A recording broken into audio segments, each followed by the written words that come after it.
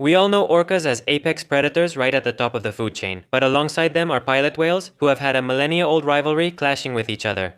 Most cetaceans, including belugas, dolphins, gray whales, and sperm whales, quickly flee when they hear orca calls. In this study, sounds are played in Norwegian waters, and pilot whales approach instead of fleeing. Are they seeking confrontation? That's one hypothesis. Since the sounds played were hunting vocalizations, they may have approached to see if they could feed. Pilot whales in Iceland have been seen approaching and chasing orcas, but their behavior and relationship remain a mystery. One of the most disturbing things happened in 2021. An orca was seen with a pilot whale calf and the female orca behaved protectively. How did this occur? No one knows. The calf may have been orphaned or kidnapped. The orca mafia could be real and that's it.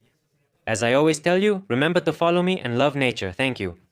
We see a pair of kangaroos in love. Kaha wants children, but certain things must happen first. Males know when the female sheds her exoskeleton or outer armor. Pheromones are released and females can only be fertilized at this soft stage. It may sound odd, but the male holds the female by the legs, waiting for her to shed her exoskeleton. Why does he do that? To fertilize her. Sperm is transferred through gonopods, modified appendages for inserting sperm. The female stores it until her eggs are ready. Mailbox crabs often carry females in videos to prevent other males from taking them. After mating, he leaves to buy milk as the female incubates and lays tens of thousands of eggs. So even though he may seem like a real gentleman, the male really just wants to fulfill the purpose of life, which is to reproduce. And that's all. As I always say, remember to follow me and love nature. Thank you. We are watching how corals reproduce, one of the strangest events to witness in nature.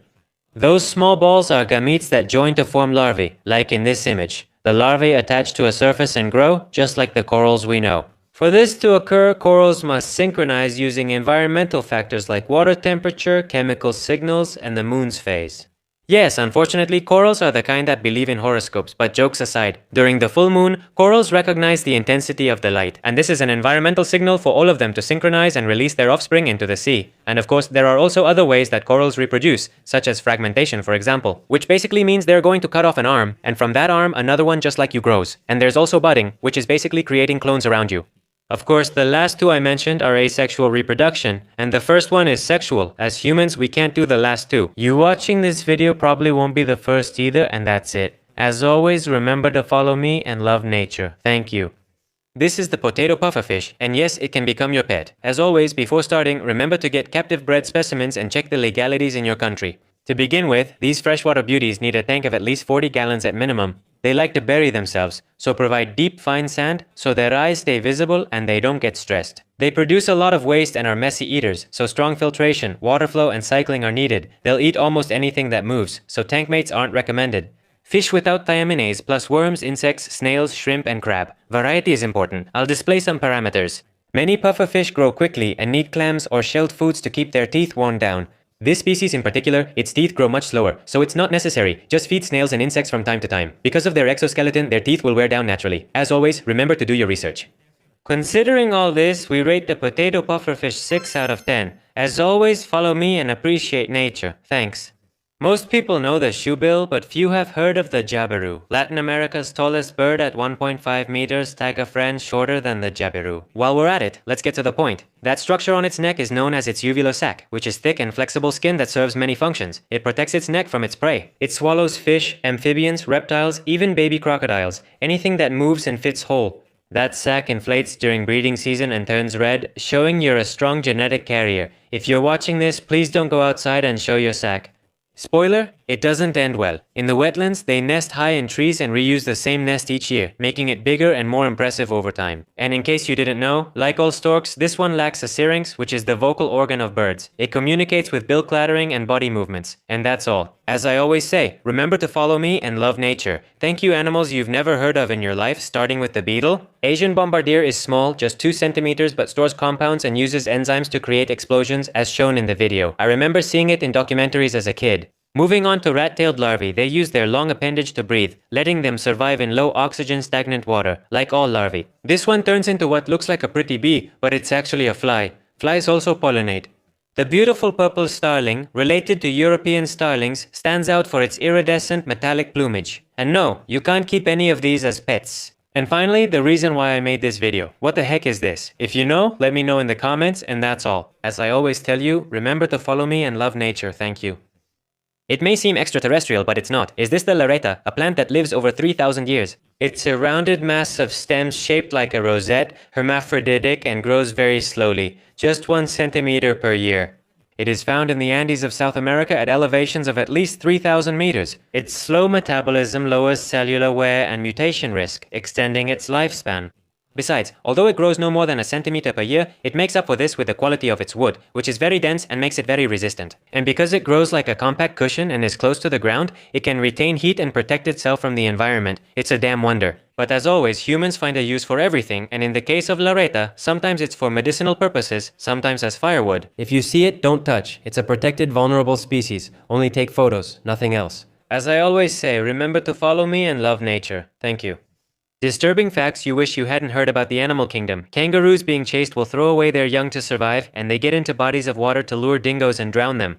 Otters will get frisky with dead animals, and penguins do the same with their own kind. So it's not that shady, note my sarcasm. Butterflies, to get minerals, practice lacryphagy, which is drinking the tears of other animals, but they'll also suck blood if given the chance to get their precious minerals. The sloth's metabolism is so slow, especially in cold weather, it can die of starvation even with a full stomach. If a chimp attacks, pray and protect your face and genitals. Also, does the bird you nurture have a symbiotic relationship with elephants?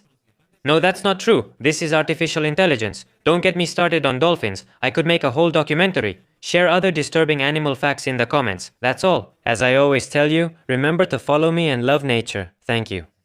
Besides being really tasty, lobsters are one of the most incredible animals, starting with the fact that they have teeth but not in their mouths, instead in their damn stomachs. These calcified structures are known as a gastric mill, which in my opinion is the most perfect name there is, and we've all heard that lobsters are immortal, and obviously that's not true. However, they don't show obvious signs of aging the way many other animals do. This is due to the presence of an enzyme called telomerase, which doesn't decrease its activity throughout their entire life. This prevents their chromosomes from shortening over time. Some specimens have lived over 100 years. Plus, they have glands at their antennae bases. What purpose do they serve? You may wonder if it's for urinating and sending signals during mating or fights. Lobsters can be right, left-handed, or ambidextrous. This can change because they have 2 claw types, one for crushing and one for cutting. If a crusher claw is lost, it can regrow as a cutter, and vice versa. Oh, and by the way, is this a lobster larva? What can I say? They're really freaking weird, and that's all. As I always say, remember to follow me and love nature.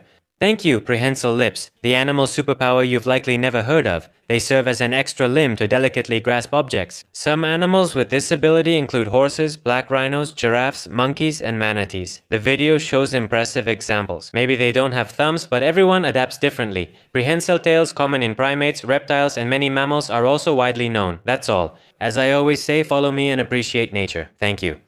This looks like a cross between a rabbit and a sheep, at least visually. The Border Lexter is an 18th century sheep breed that is mainly used for its wool and its hybrid vigor. That means it comes to improve the offspring, like you joining your girlfriend's family, and also for its meat. But I'm sure that just by looking at it, you want to hug it and grab its distinctive ears, but no matter how cute they are, they weigh on average between 80 and 120 kilos, and the males, or rams, even more. So you'd better stick with a bunny, and the reason for those ears is simply the result of crossbreeding between breeds, including the Cheviot, which also has upright ears. Let me know in the comments if you knew about this sheep breed. As always, follow me and love nature. Thank you. The koipo is like the cousin of the capybara, less well known after the capybara, and the beaver. It's the largest rodent in the world, weighing between 5 to 10 kilos, and it's also semi-aquatic. So much so that the mother actually gives birth and also nurses in the water.